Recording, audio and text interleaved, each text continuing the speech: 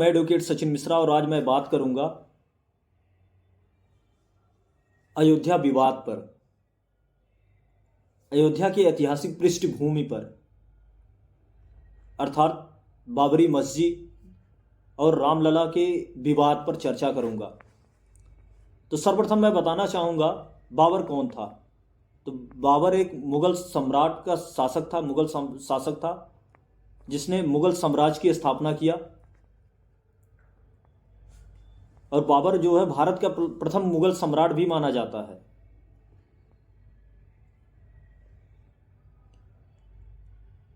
और उसी के आदेश पर प्रभु श्री रामचंद्र जी के मंदिर को तोड़कर 1528 ईस्वी में उसके सेनापति मीर बाकी द्वारा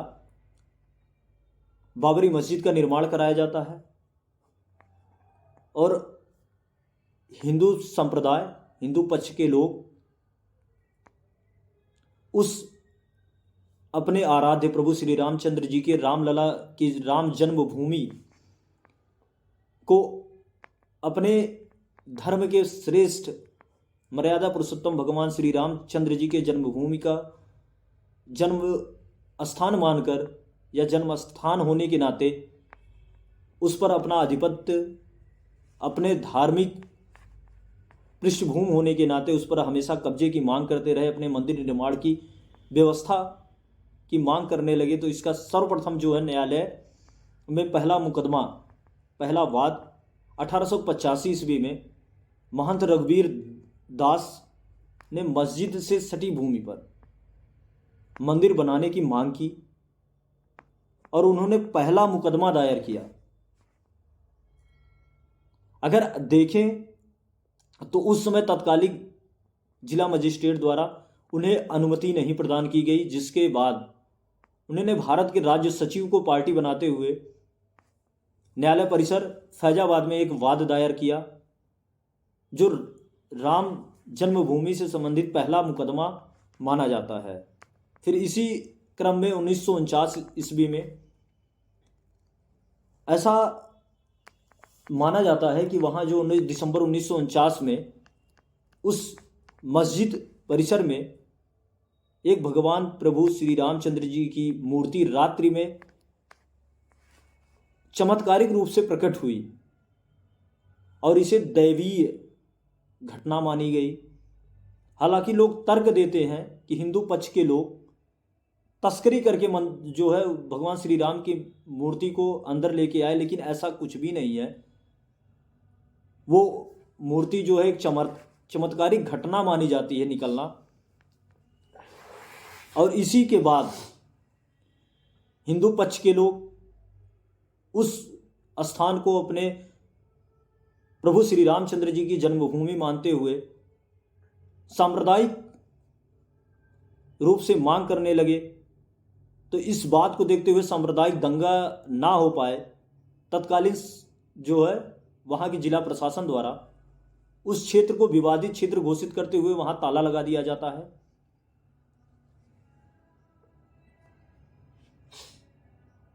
और इसी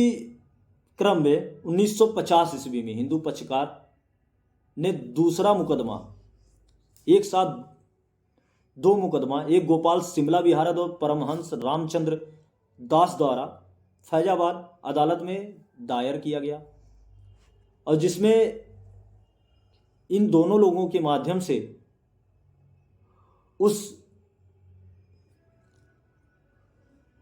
परिसर में जो है जहां भगवान प्रभु श्री रामचंद्र जी के मूर्ति का उदय हुआ था, वहां पूजा अर्चना की मांग की गई, अनुमति मांगी गई। तो न्यायालय द्वारा इनको अनुमति प्रदान कर दी गई, लेकिन आंतरिक प्रांगण पर ताला लगाने का आदेश कर दिया गया।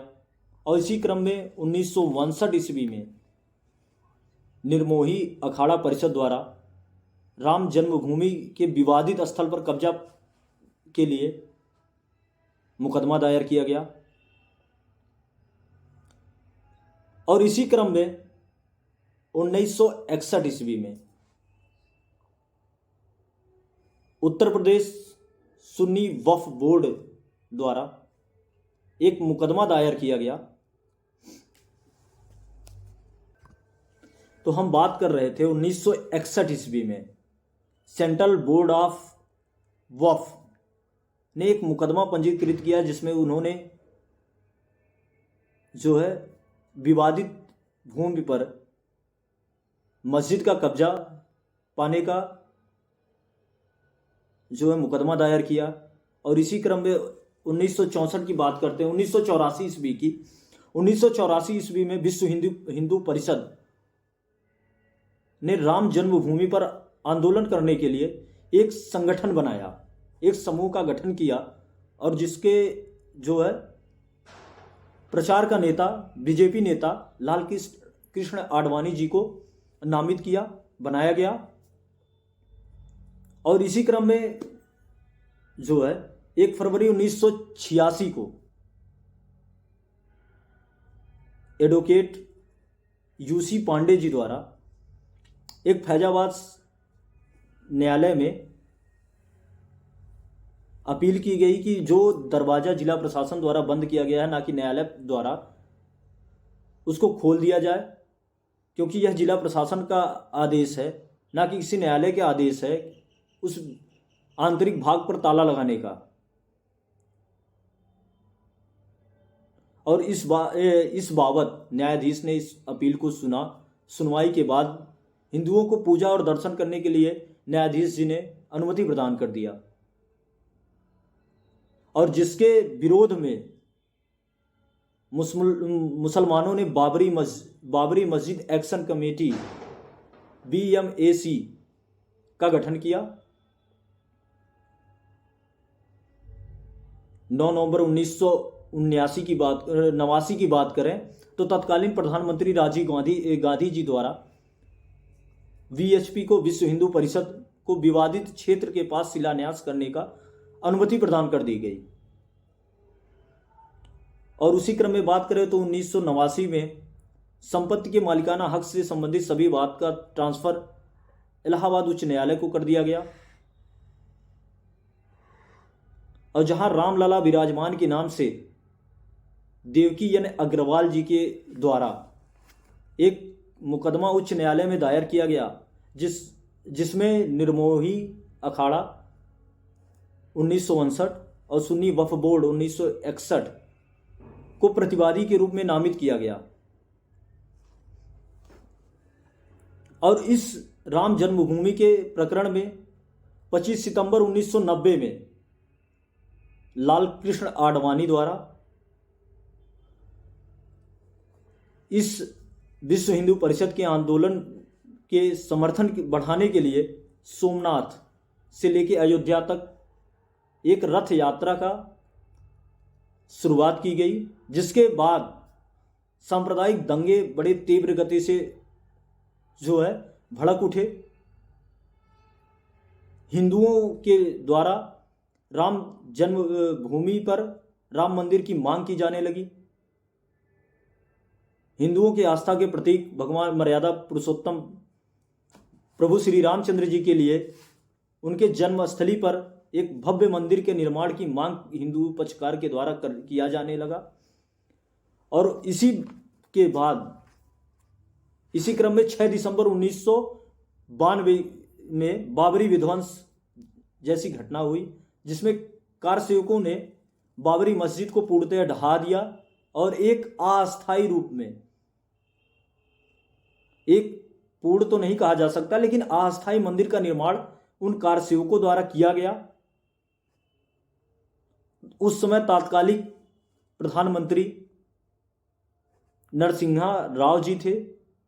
उन्होंने इस सांप्रदायिक दंगा और बाबरी विध्वंस पर जांच करने के लिए एक लिब्राहन आयोग का गठन किया, जिसमें जो है पूर्व हाईकोर्ट के पूर्व मुख्य न्यायाधीश MS लिब्राहन के नेतृत्व में इस आयोग का गठन किया गया। और इस गठन के तारीख से 3 महीने के अंदर इस आयोग से रिपोर्ट सौंपने का आदेश दिया गया था। और इसी क्रम में अगर हम बात करें तो अयोध्या के कुछ क्षेत्रों का अधिग्रहण अधिनियम 1993 के तहत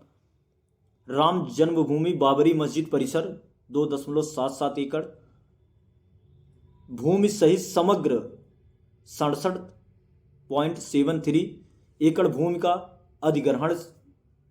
जो है कर लिया गया केंद्र सरकार के द्वारा।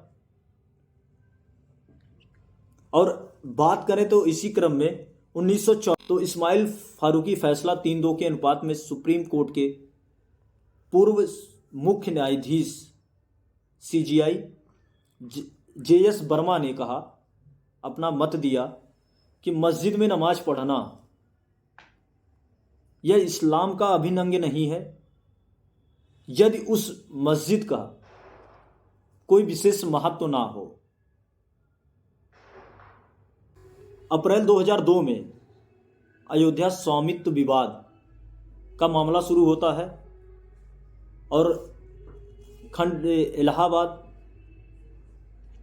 हाई कोर्ट की खंडपीठ लखनऊ बेंच ने इस मामले की सुनवाई करती है और मार्च 2003 में हाई कोर्ट भारतीय पुरातत्व सर्वेक्षण ASI के माध्यम से जांच करने के लिए आदेश करती है। तो जब उस विवादित क्षेत्र की खुदाई होती है तो वहाँ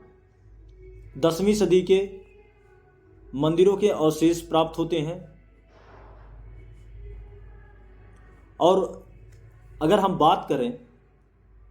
तो 30 जून 2009 को लिब्राहन कमेटी की रिपोर्ट तत्कालीन प्रधानमंत्री मनमोहन सिंह जी के समक्ष प्रस्तुत की जाती है, जो करीब 17 साल बाद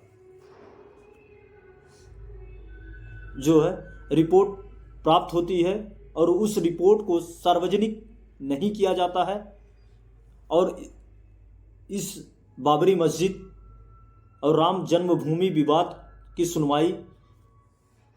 खंडपीठ लखनऊ द्वारा की जाती है।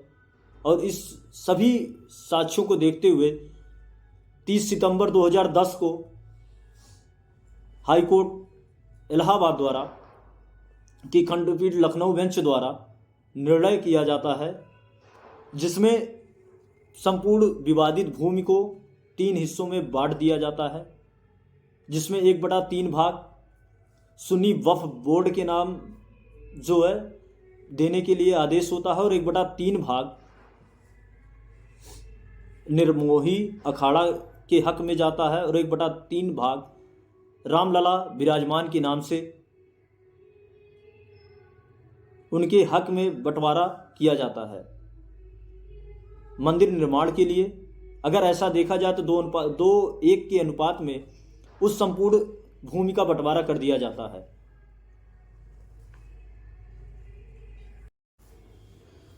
मई 2011 में सुप्रीम कोर्ट ने इलाहाबाद हाई कोर्ट के फैसले पर रोक लगा दिया और सुप्रीम कोर्ट ने सभी पक्षों के द्वारा दायर याचिकाओं को के एक बैच को स्वीकार कर लिया। और इस क्रम में आफत आलम और आर्यम लोढ़ा जे खंडपीठ की समिति खंडपीठ ने उच्च न्यायालय के फैसले को अजीब बताया, क्योंकि पार्टियों द्वारा विभाजन की डिक्री की मांग नहीं की गई थी और इस आदेश को सुप्रीम कोर्ट ने कहा कि इस पर रोक लगा देनी चाहिए। यह आदेश अजीब है क्योंकि किसी पार्टी द्वारा विभाजन की डिक्री की मांग नहीं की गई। और 21 मार्च 2017 को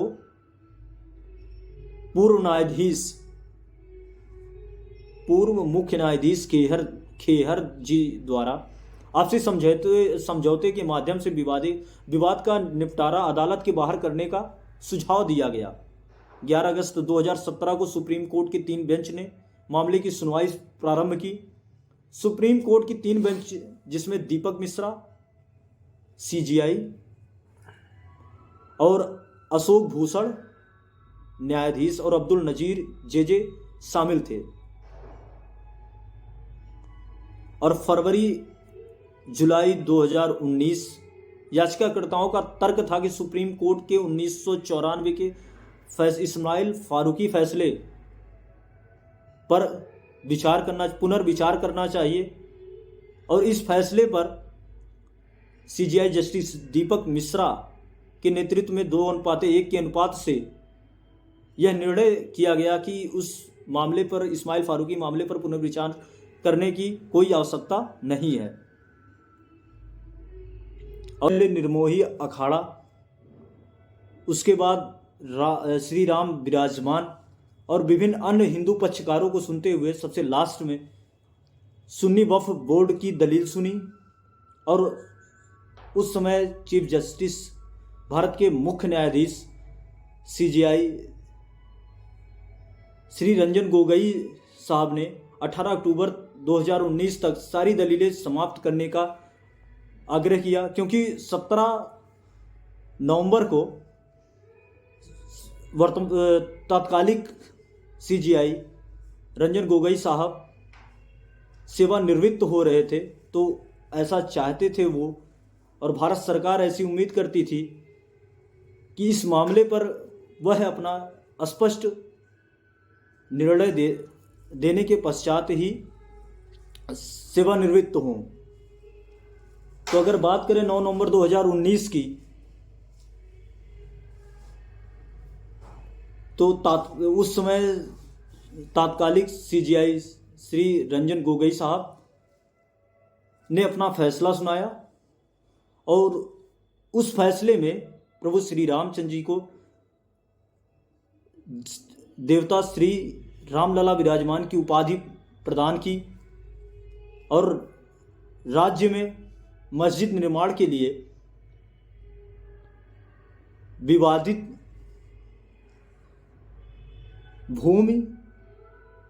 से दूर अयोध्या में 5 एकड़ भूमि देने का, 5 एकड़ भूमि का स्थान मस्जिद के लिए देने का निर्णय दिया और यह आदेश किया। हम इस ऐतिहासिक विवाद के फैसले को, जिसका विवाद इतने दिनों तक विचाराधीन रहा,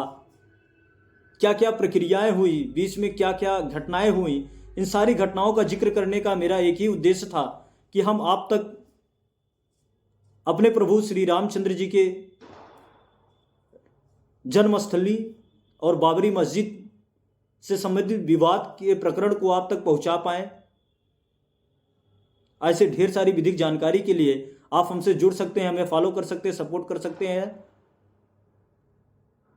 जय हिंद, जय भारत, धन्यवाद।